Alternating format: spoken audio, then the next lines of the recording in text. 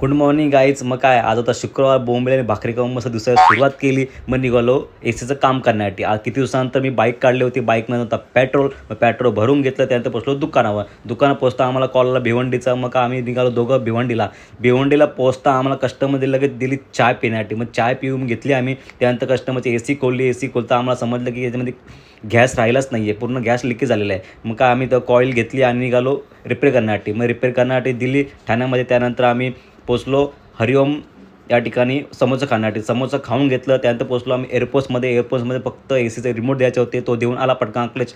मग तिकडे आजूबाजूला मॅच चालू तर मॅच बघून घेतलं.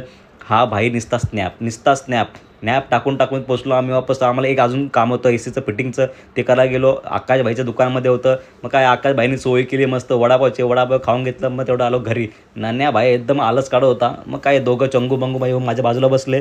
चला गाईज, बाय बाय.